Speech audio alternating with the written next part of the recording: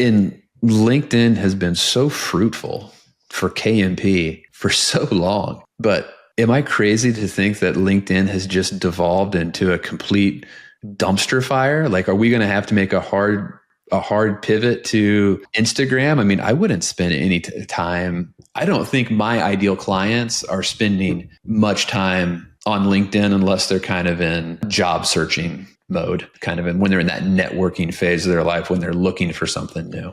A couple of things on that. I'm very much a believer in it's not a binary yes or no. I think we find the moment and we continue to execute. I've been talking to you about this for years, but that platform has completely failed to keep up with the attention that it once had. And I don't think that platform is a go-to first, second, third, fourth, maybe it might be the fifth app that someone wants to poke around in, but that might be just in our world. Yeah, I don't know that anybody that's not in financial services is going to be like, hey, let me just doom scroll on LinkedIn. I don't think so. I think it's Instagram, Twitter, maybe Facebook. Let's not be naive either, though, that apps have their moments, right? Like Facebook has had several moments in time. Yeah, it's not linear. Correct. Right?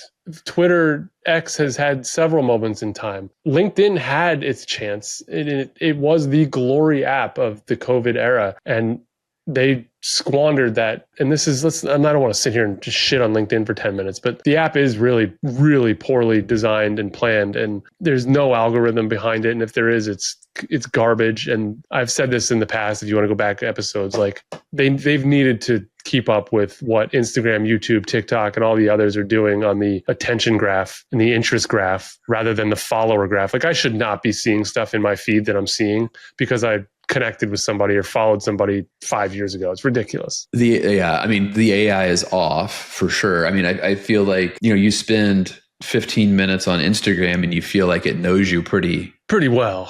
Pretty shockingly well. Yeah. I would say the fact that I get constant information about like 89 Fleer basketball cards in my Instagram is pretty impressive. I can open Instagram and I know it dresses me for the weekend. It shows me a bunch of projects that I might want to do outside. There's, of course, some good looking individual on there that catches my attention. There's sports things that I can't stop looking at. It checks all the boxes of what I would want on that platform. And conversely, you go on LinkedIn and you're like, I literally cannot find anything to like.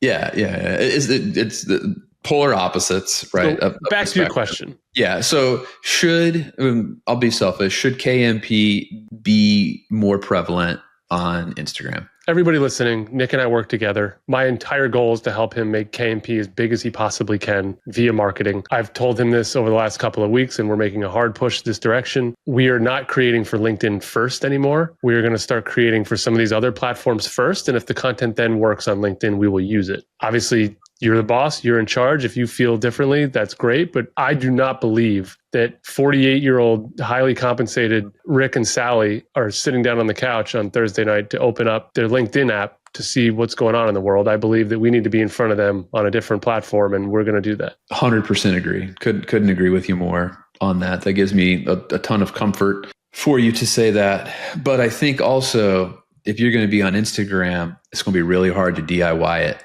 Oh, right. The level that you have to be at, I think, to do well on Instagram is a completely different game than what you can get away with on LinkedIn. I think there's a real balance there. I think there's a lot of what Instagram enjoys, and your audience will enjoy, is a lot of that DIY life stuff, right? Like you sharing things of the gym or whatever. That stuff is really actually good filler content if you think about it. Like, not everybody wants to go to your profile, and every time they go on there, it's here's how much you should be saving. Here's some things you should be thinking about.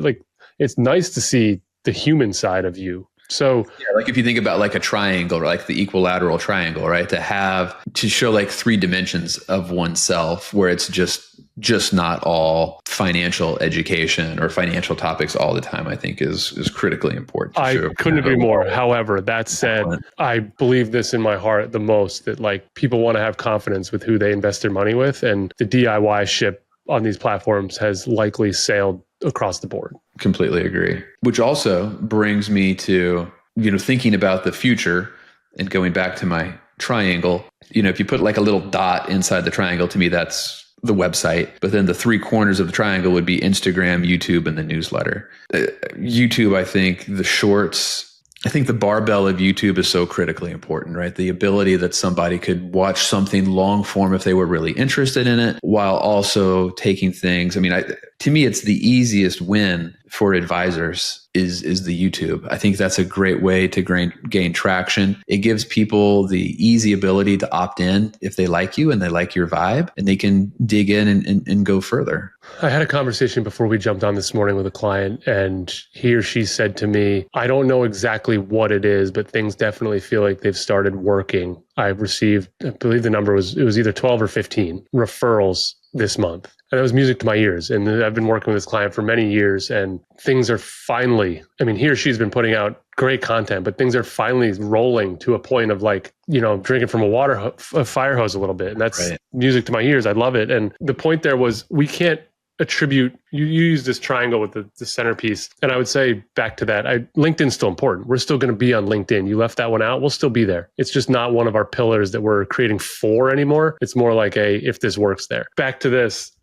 We can't attribute outside the triangle of trust, Corey. It's there. There's other things that could come in, but yeah, I would say it's outside of the triangle. I've always said this to you. We're not going to do one thing, and that's going to be the linchpin that launches you from. Yeah, it's the flywheel. Right. I believe that your website conveys confidence. I believe that your YouTube channel delivers the human connection. This is who this person is. This is how he or she talks. This is the way they behave. I believe the shorts deliver valuable education and topical things that people need to hear quickly. I believe Instagram is a great reminder of when they want to get away from seriousness, that shit still shows up. And they're like, it almost makes you unignorable. And then putting that also on LinkedIn is, God, this guy's everywhere. And that's the goal. Top of mind. Yep.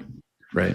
Do you think there's going to be any big evolutions of where we go to connect with clients? Like, are there things that nobody is doing yet in the advisor world that eventually is going to take off? Is it ads on Pinterest? Is it referrals from Reddit threads? Where is like the next revolution that we're not even thinking about? Do you have anything that you've been following? Like, man, I think this is next. 5 years from now, this is going to be the thing that we're going to be talking about. If I had control of what we were doing together and there was more of a Corey-centric focus on Know My Plan, meaning it was no regulatory restrictions, just all the restrictor plates off, where would we go? That, and my capacity was more centered there, right? I've told you this probably a year ago to this point, but like Pinterest would be a big one for me. Do you spend time on Pinterest? I ebb and flow on Pinterest. Okay.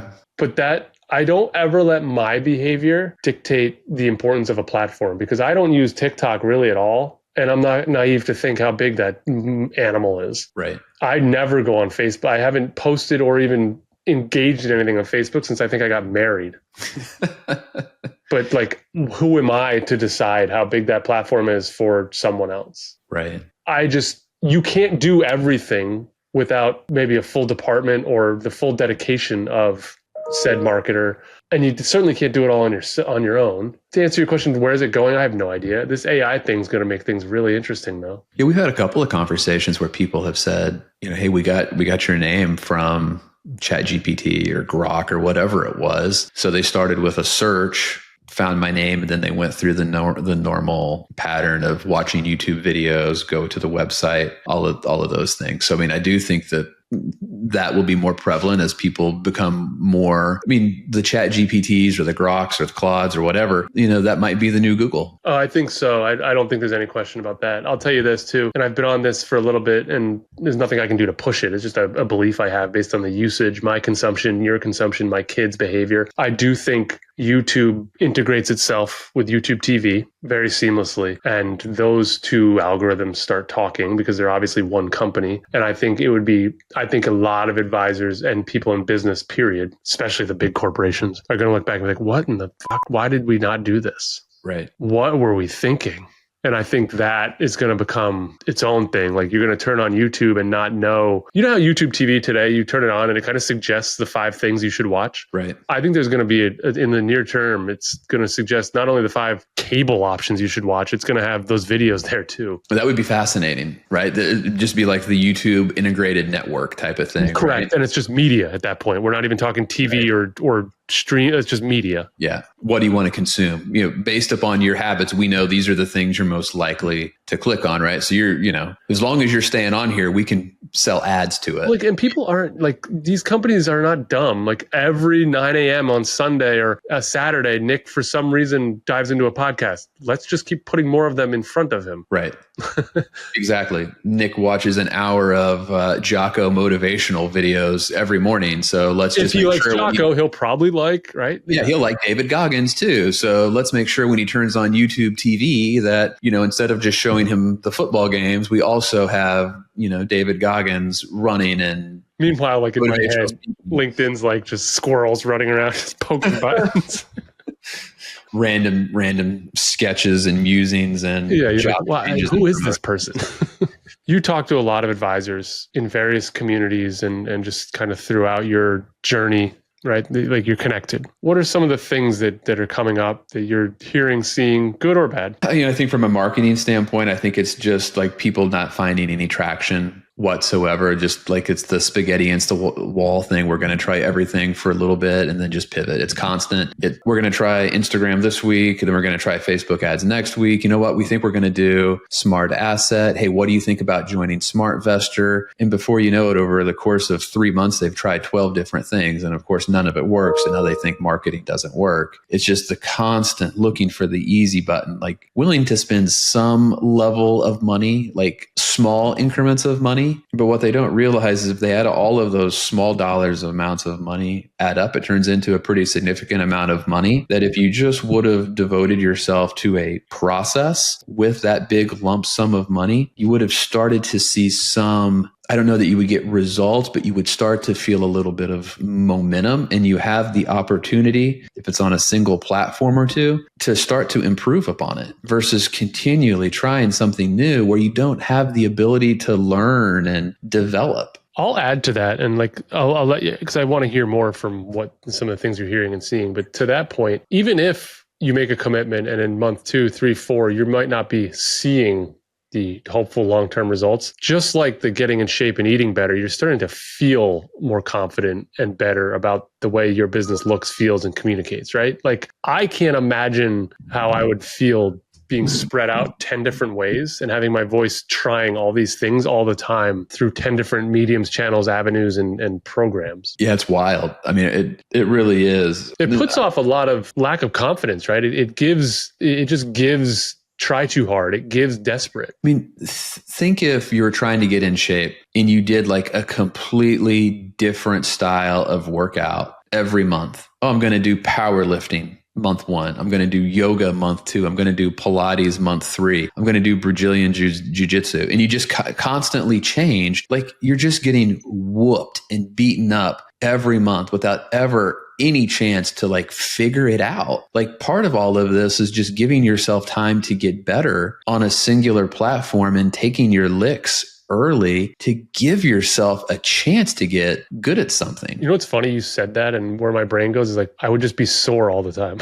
You'd be sore, you'd be beaten up, you'd be just beaten down, you'd feel weak. That's not a good place to be. You have to go through the process to come out the other side and give yourself a chance to figure out what works, what doesn't. I think one of the things that you've been really good at is trying to stay ahead of what other people are doing. And, we've already pivoted a lot of times before, the stuff gets stale a lot of times.